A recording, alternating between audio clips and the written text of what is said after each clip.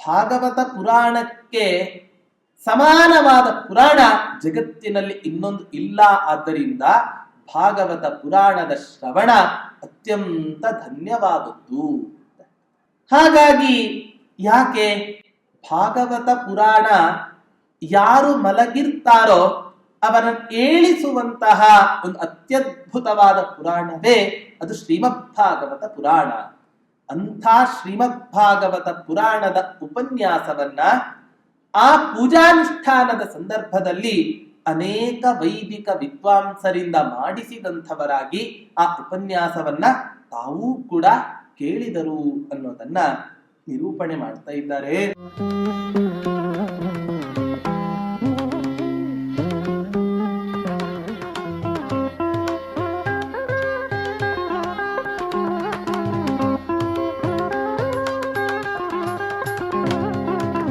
ಪೂಜ್ಯಾಯ ರಾಘವೇಂದ್ರಾಯ ಸತ್ಯ ಧರ್ಮ ರತಾಯ ಚ ಭಜತಾಂ ಕಲ್ಪವೃಕ್ಷಾಯ ನಮತಾಂ ಕಾಮಧೇನವೇ ದುರ್ವಾದಿಧ್ವಾಂತರವಯೇ ವೈಷ್ಣವೇಂದೀವರೇಂದವೇ ಶ್ರೀರಾಘವೇಂದ್ರ ಗುರವೇ ನಮೋ ಅತ್ಯಂತ ದಯಾಲವೇ.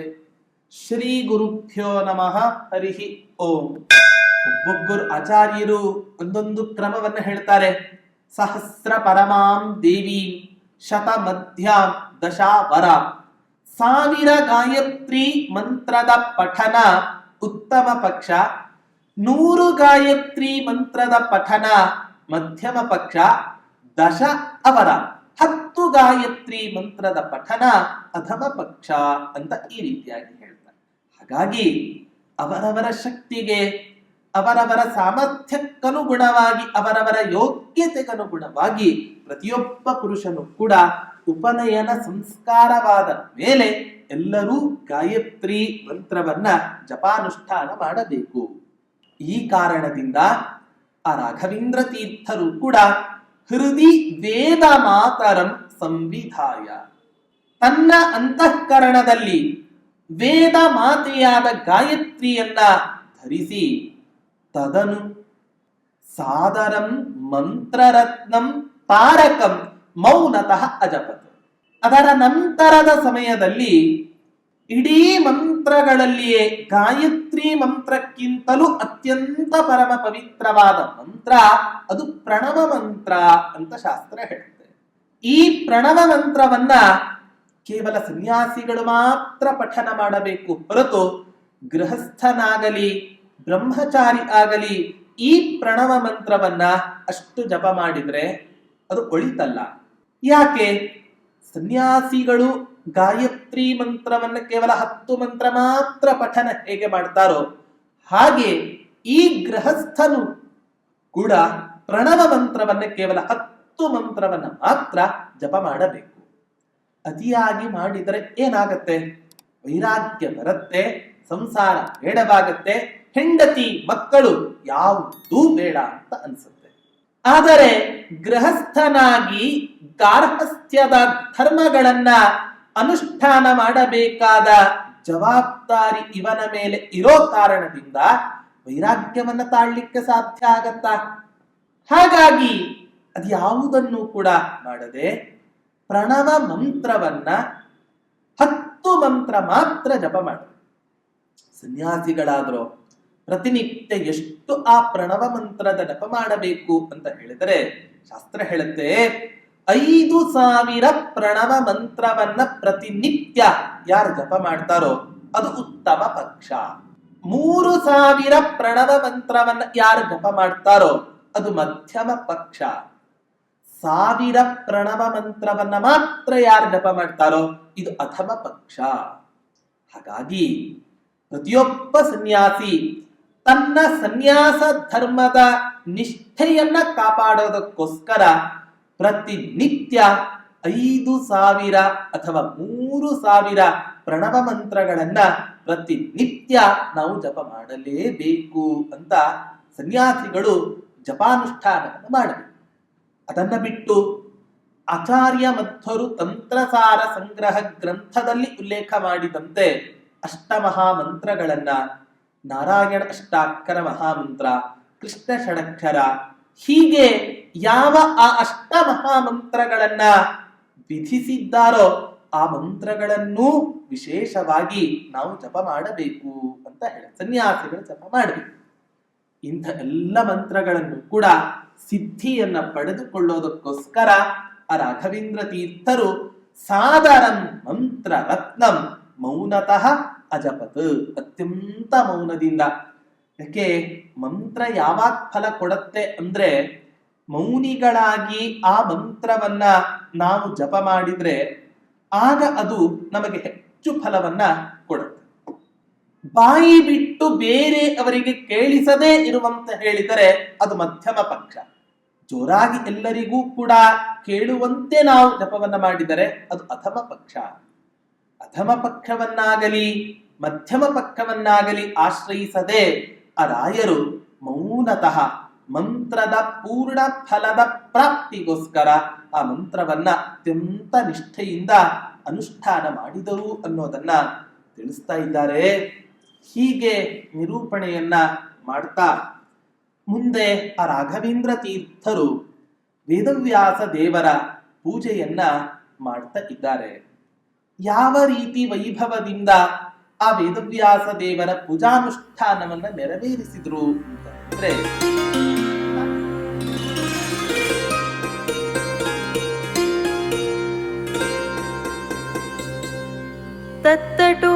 ತತ್ತಟೋಪವನಮೇತ್ಯ ಪಾವನೀಃ ಸೋಶೃಣೋ ದ್ವಿಜಮುಖಾತ್ ಕಥಾ ಹರೇಃ ಆದಿದೇಶಿಕ ಸಮರ್ಚಿತೋಪಲವ್ಯಾಸಮೂರ್ತಿ ಪರಿಪೂಜನೋತ್ಸುಕಃ.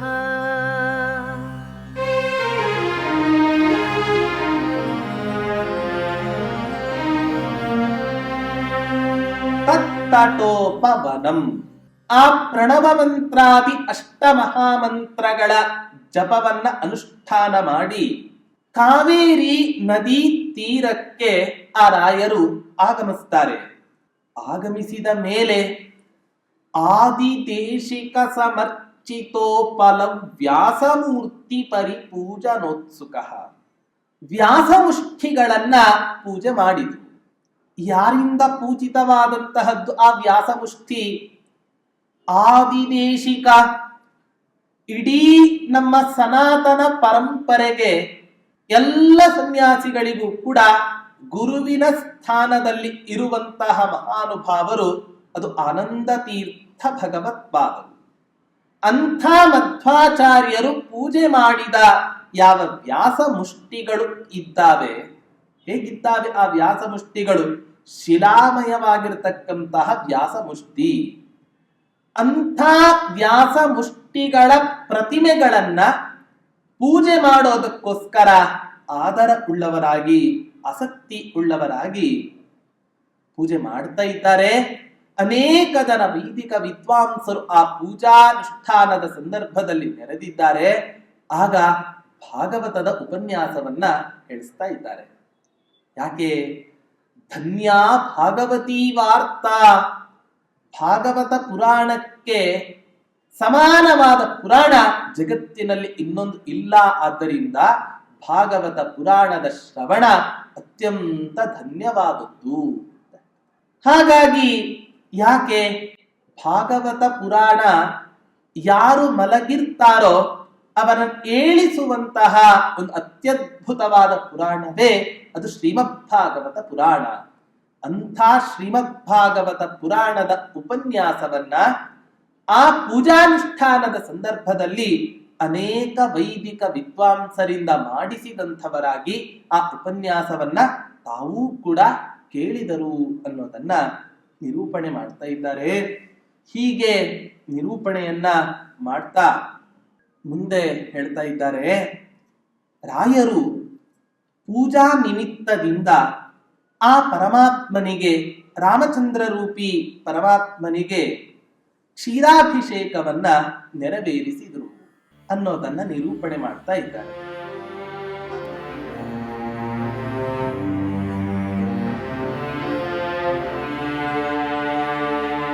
अभ्यषिञ्चदतः पङ्कजे क्षणं वारिमध्यकृतदुग्धधारया संन्यवेदयदयं मनोहरं मौद्गमन्नमुरुधाधिकं नवम्.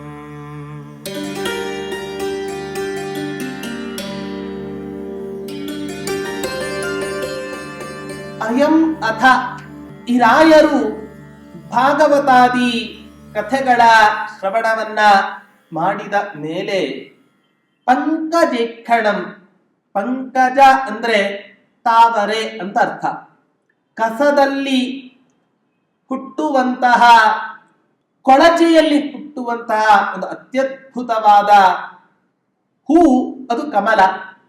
ಆದ್ರೆ ಇವತ್ತಿನ ದಿನ ಎಲ್ಲರೂ ಕೂಡ ಭಗವಂತನ ಪೂಜೆಗೆ ಅದನ್ನ ಸ್ವೀಕಾರ ಮಾಡ್ತಾರೆ. ಅಂಥ ಒಂದು ತಾವರೆಯ ಹೂವಿನಂತೆ ಅತ್ಯಂತ ವಿಶಾಲವಾದ ಕಣ್ಣುಗಳನ್ನ ಧರಿಸಿದಂಥವನು ಆ ಪರಮಾತ್ಮ. ಅಂಥ ಪರಮಾತ್ಮನನ್ನ ವಾರಿ ಮಧ್ಯಕೃತ ದುಗ್ಧಧಾರಯ, ನೀರಿನಿಂದ ಅಭಿಷೇಕವನ್ನ ನಡೆಸ್ತಾರೆ. ಆ ಅಭಿಷೇಕದ ನಂತರದಲ್ಲಿ ಆ ರಾಮಚಂದ್ರ ರೂಪಿ ಪರಮಾತ್ಮನ ಪ್ರತಿಮೆಗಳಿಗೆ ಕ್ಷೀರಾಭಿಷೇಕವನ್ನ ಮಾಡಲಿಕ್ಕೆ ಆರಂಭ ಮಾಡ್ತಾರೆ.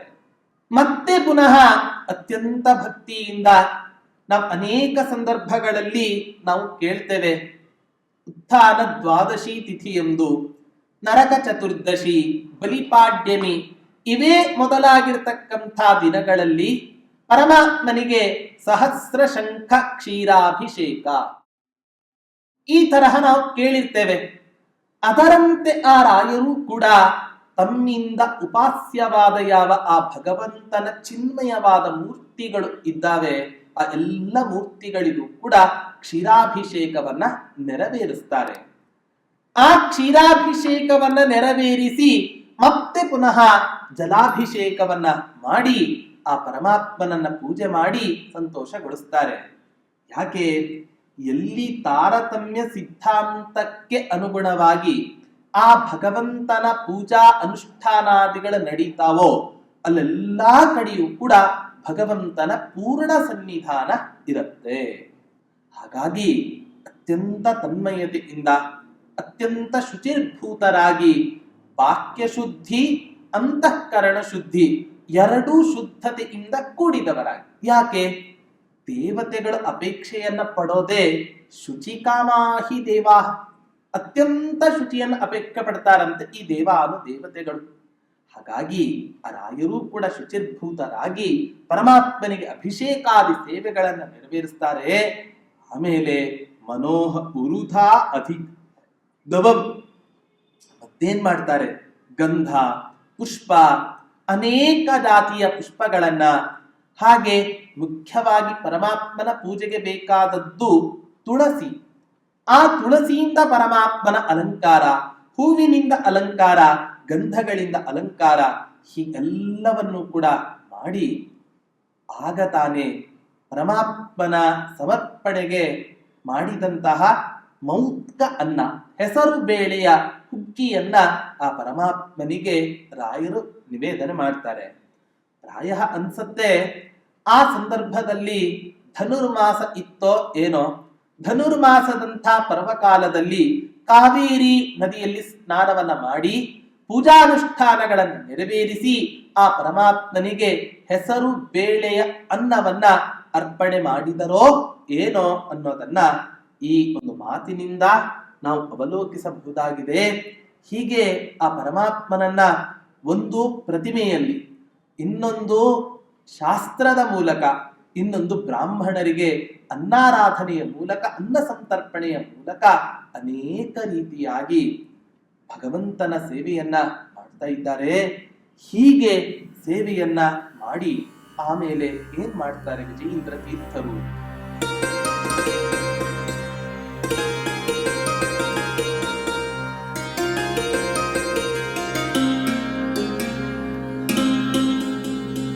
सम्प्रणम्य विजयेन्द्रयोगिनं तापसोपमबुध व्रजावृतः सोऽधुना शिरोधिरुह्य मणिरम्य पादुके देशिको मठमथ प्रतस्थिवान्।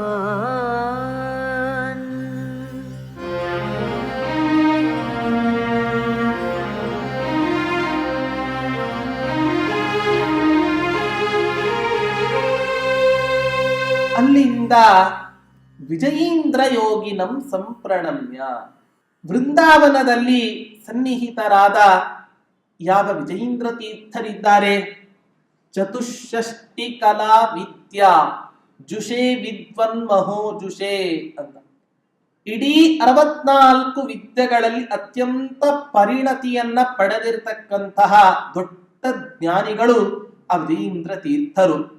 ಅಂಥ ವಿಜಯೀಂದ್ರ ತೀರ್ಥರಿಗೆ ರಾಯರು ನಮಸ್ಕಾರವನ್ನ ಮಾಡ್ತಾರೆ. ಅಷ್ಟೇ ಅಲ್ಲ, ಅಲ್ಲಿಂದ ಅನೇಕ ಜನ ತಾಪಸೋಪಮ ಬುಧುವ್ರಜಾವೃತ, ಅನೇಕ ಜನ ವಿದ್ವಾಂಸರು, ಅನೇಕ ಜನ ಶಿಷ್ಯ ಸಮೂಹ, ಅನೇಕ ಗೃಹಸ್ಥ ಶಿಷ್ಯರು ಇವರಿಂದ ಕೂಡಿದಂತಹ ಯಾವ ಈ ರಾಯರು ಇದ್ದಾರೆ, ಆ ರಾಯರು ಮಣಿರಮ್ಯ ಪಾದುಕೆ ಅಧಿರುತ್ಯ, ರತ್ನಗಳಿಂದ ಶೋಭಾಯಮಾನವಾದ ಯಾವ ಪಾದುಕೆಗಳು ಇದೆ ಆ ಪಾದುಕೆಗಳನ್ನ ತಮ್ಮ ಕಾಲಿನಲ್ಲಿ ಬಂಧಿಸಿಕೊಂಡವರಾಗಿ, ಆ ಕಾಲಿನಲ್ಲಿ ಹಾಕಿಕೊಂಡವರಾಗಿ ಆ ರಾಘವೇಂದ್ರ ತೀರ್ಥರು ತಮ್ಮ ಮಠವನ್ನ ಕುರಿತು ಅವರು ಪ್ರಯಾಣವನ್ನ ಬೆಳೆಸ್ತಾ ಇದ್ದಾರೆ. ಹೇಗಿದೆ ಪ್ರಯಾಣವನ್ನ ಬೆಳೆಸ್ತಾ ಇರತಕ್ಕಂಥ ಸಂದರ್ಭದಲ್ಲಿ ಯಾವ ವೈಭವ ಇದೆ ಅನ್ನೋದನ್ನ ಕವಿಗಳು ಹೇಳ್ತಾ ಇದ್ದಾರೆ.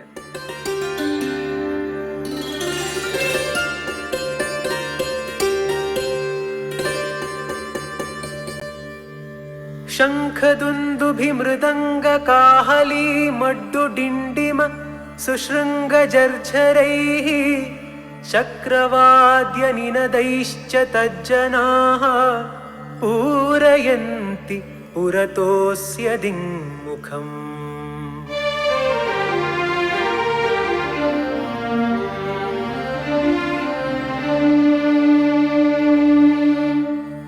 ರಾಯರ ಅಪರಿಮಿತವಾದ ಸೇವೆಯನ್ನ ಮಾಡೋದ್ರಲ್ಲೇ ಆಸಕ್ತರಾದ ಆ ಕುಂಭಕೋಣದ ಜನ ಹೇಗೆ ಗೌರವವನ್ನು ಅರ್ಪಣೆ ಮಾಡಿದ್ರು. ಶಂಖ, ನಗಾರಿ, ಮೃದಂಗವಾದ್ಯ, ಕಹಲೆ, ಮಡ್ಡು ಅನ್ನೋ ಶಬ್ದಕ್ಕೆ ಢಿಕ್ಕಿ, ಡಿಮಕಿ, ಸುಶೃಂಗ ಉತ್ತಮವಾದ ಒಂದು ಕೊಂಬಿನ ರೀತಿಯಾಗಿ ಬರತಕ್ಕಂತಹ ಒಂದು ವಾದ್ಯ ವಿಶೇಷ, ಹಾಗೆ ಝರ್ಝರೈ ಝೈನಿ ಅಂತ ಧ್ವನಿ ಬರ್ತಕ್ಕಂತಹ ಒಂದು ವಾದ್ಯ ವಿಶೇಷ. ಎಲ್ಲ ವಾದ್ಯ ವಿಶೇಷಗಳು ಕೂಡ ರಾಯರ ಮುಂಭಾಗದಲ್ಲಿ ಅತ್ಯಂತ ಇಂಪಾಗಿ ಆ ಧ್ವನಿಯನ್ನ ಮಾಡ್ತಾ ಇದೆ. ಆ ಸಂದರ್ಭದಲ್ಲಿ ಏನಾಯಿತು, ಎಲ್ಲಾ ದಿಕ್ಕುಗಳಲ್ಲಿಯೂ ಕೂಡ ಚಕ್ರವಾದ್ಯ ನಿನ ದೈಷ್ಟ ದಿङ्मुखಂ ಪೂರಯಂತಿ, ಇಡೀ ಆಕಾಶದ ತುಂಬ 8 ದಿಕ್ಕುಗಳಲ್ಲಿಯೂ ಕೂಡ ಕೇವಲ ಈ ವಾದ್ಯಗಳ ಧ್ವನಿಯೇ ಮುಳುಗ್ತಾ ಇದೆ ಹೊರತು ಬೇರೆ ಯಾವ ಶಬ್ದವೂ ಕೂಡ ಕೇಳ್ತಾ ಇಲ್ಲ.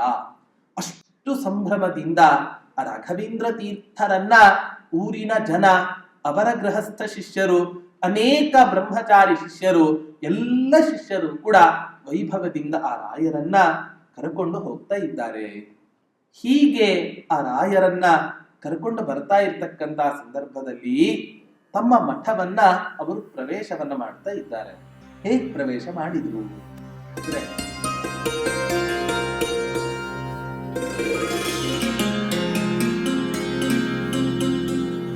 पावयन्नथ महीं पदे पदे पार्वतीशमभिवन्द्य पद्धतौ प्राविशत्स सुरविष्टपागमो मूर्तिमानिव मठं तथागमः.